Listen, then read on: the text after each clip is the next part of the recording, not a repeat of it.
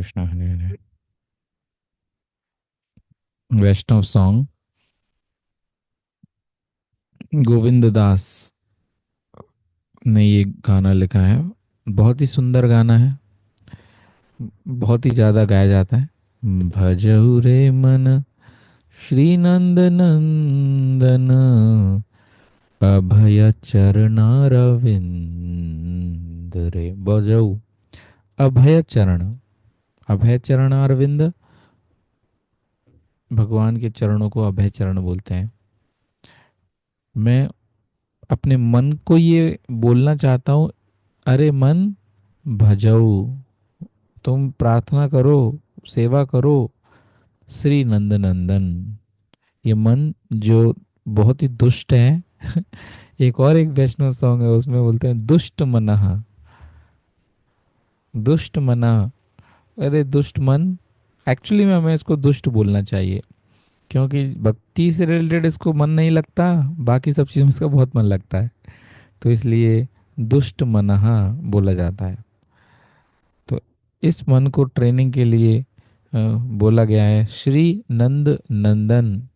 जो नंद बाबा का पुत्र है, उसके चरणों की आराधना करना स्टार्ट करो।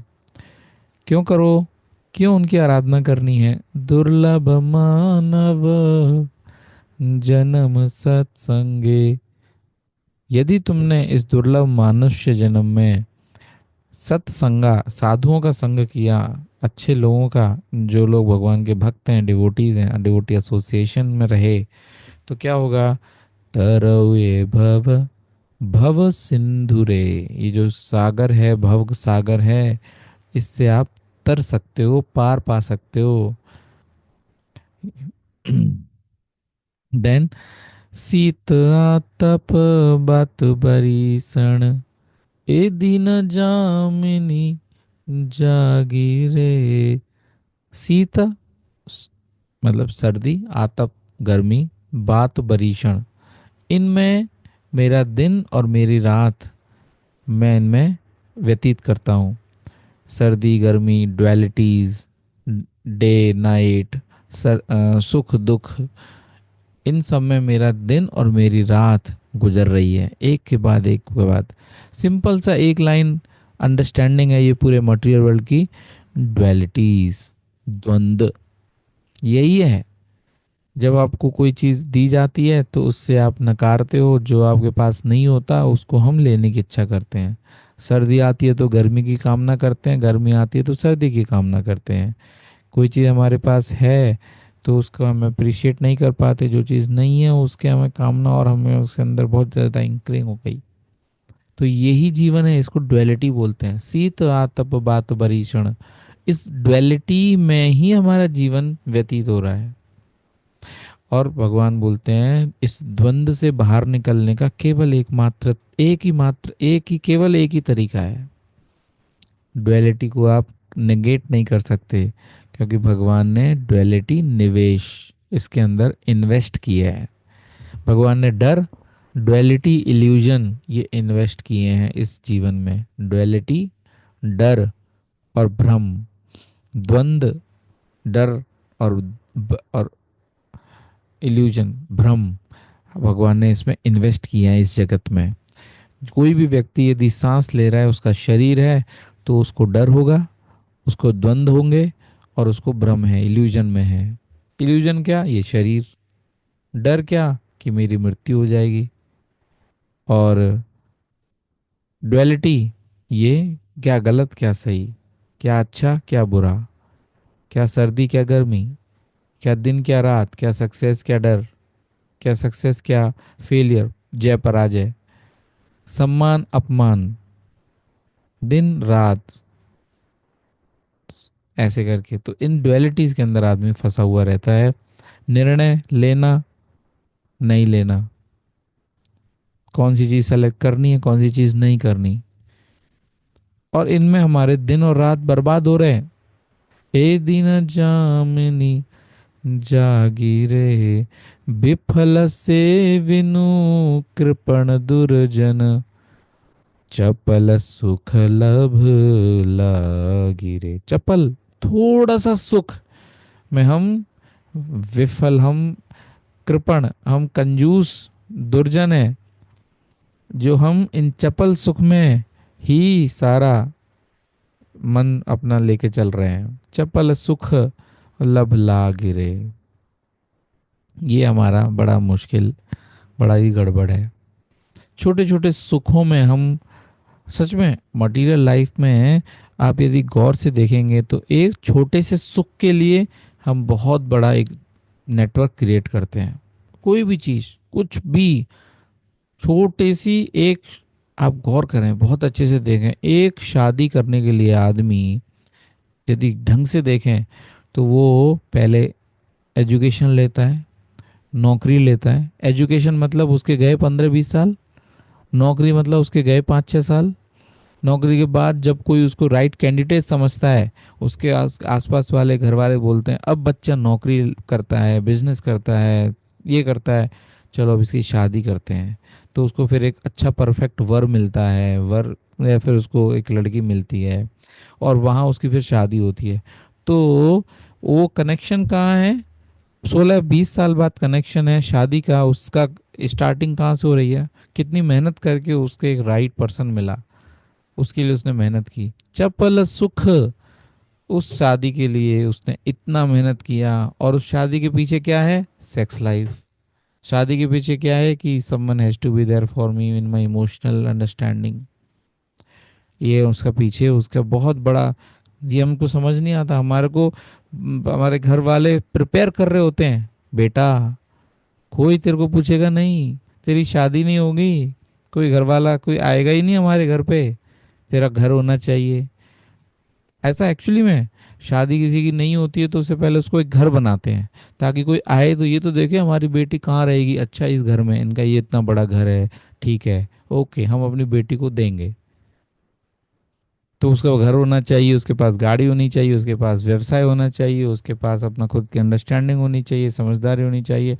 चपल सुख, और वो शादी एक चपल सुख, एक रात का उसका शादी का, और उसके बाद छोटा सा सेक्स लाइफ का सुख। इन दोनों के लिए वो अपना 20 से 25 साल को इन्वेस्ट करता है। यदि मैं अपनी भाषा में बोलूँ तो बर्बाद करता है ग्रस्त की भाषा में बोलूँ तो इन्वेस्ट करता है।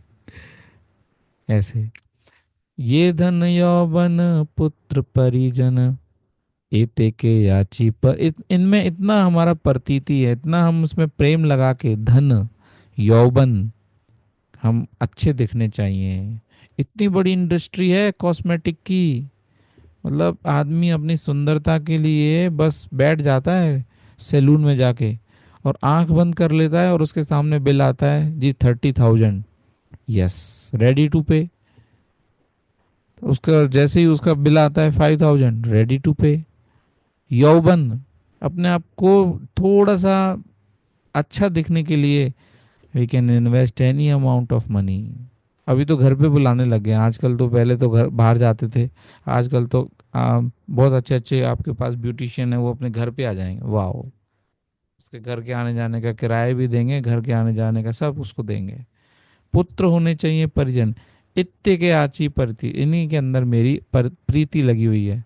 लेकिन शास्त्र क्या बता रहे हैं? कमल दल जल जीवन टलमल।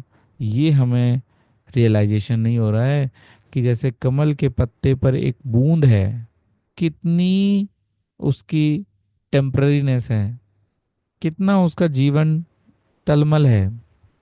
पत्ते पत्ते के ऊपर कोई बूंद टिकती है? ऐसे ये जो जीवन है वो इतना टलमल है, इतना उसका वेवरिंग है, हिलता डुलता है हमारा जीवन। कभी भी कहीं भी वो बूंद कमल के पत्ते से गिर सकती है, कभी भी हम भी कहीं भी गिर सकते हैं, खत्म हो सकते हैं, कुछ भी हो सकता है। लेकिन नहीं, फिर भी क्या नहीं करते? भजऊ हरिपद, हरि पद नीति रे, ऑलवेज हमको, क्योंकि कमल दल जीवन टलमल, हमारा कमल के पत्ते पे बूंद के समान जीवन है, इसलिए हमें हमेशा भगवान के चरणों का ध्यान, हरि पद नीति रे होना चाहिए, करना चाहिए। लेकिन फिर भी हम कहाँ, हे धन यौवन पुत्र परिजन इत्य के आचे परती तिरे, हम उन्हीं में ही अपना इन्वेस्टमेंट समझते हैं, उनको खुश करना ही हमारा सक्सेस समझते हैं। चाहे हमें वो गाली दें, चाहे हमें वो नेग्लेक्ट करें, चाहे हमें वो एक्नॉलेज करें या ना करें, वेटेज दें या ना दें, फिर भी यही धन, यही यौवन, यही पुत्र, यही परिजन, इन्हीं में ही हमारा सब कुछ, हमारा जीवन, हमारा सब कुछ इसमें लगाते हैं। देन लास्ट है कि एक्चुअली में क्या, श्रवण कीर्तन स्मरण वंदन पाद सेवन दास्य रे, पूजन सखी जन आत्मनिवेदन, ये अपने जीवन का एम होना चाहिए कि मैं श्रवण करूं, कीर्तन करूं, स्मरण करूं, वंदन करूं, पाद सेवन दास्य दस, ये सब करूं। ये ही हमारे जीवन का लक्ष्य होना चाहिए। तो बहुत ही अच्छे वैष्णव सॉन्ग है, जिसमें हमको बार बार खंगोला जा रहा है, समझाया जा रहा है कि एक्चुअल में रियलिटी क्या है, और हमें उस रियलिटी को समझते हुए करना क्या चाहिए। तो इसके बोल क्या है, भजऊ रे मन श्री नंद नंदन, अभय चरनर विंद रे, दुर्लभ मानव जन्म सत्संगे, तरउए भव सिंधु रे, सीत आतप बात बरीषण, ए दिन जामनी जागिरे, विफल से विनु कृपण दुर्जन, चपल सुख लभ लागिरे, ए धन यौवन पुत्र परिजन, इत्ते के आचे पर तीरे, कमल दल जल जीवन टलमल, भजऊ हरि पद नीति रे। इस तरह से इसके बोल हैं। बहुत ही सुंदर भजन है, आपको हमेशा सुनना चाहिए। इसके मीनिंग पढ़ो पढ़ो, बार बार इसको समझो। मैं ट्रांसलेशन भी पढ़ता हूँ। O mind just worship the lotus feet of the lord of Nanda, son of Nanda, which make one fearless. Having obtained this rare human birth, cross over this ocean of worldly existence through the ocean of the saintly persons. Both in the day and at the night I remain sleepless, suffering the pains of the heat and cold, the wind and the rain, for a fraction of fleckless happiness, and I have uselessly served wicked and miserly men. What assurance of real happiness is there in all of one's wealth, youthfulness, sons, and family members? This life is tottering like a drop of water on a just lotus petal. You should always serve and worship the divine feet of Lord Hari. It is the desire and great longing of Govinda Das to engage himself in the nine processes of bhakti, hearing, chanting, ये सब इसमें दिया है। Okay, yes, हरे कृष्णा।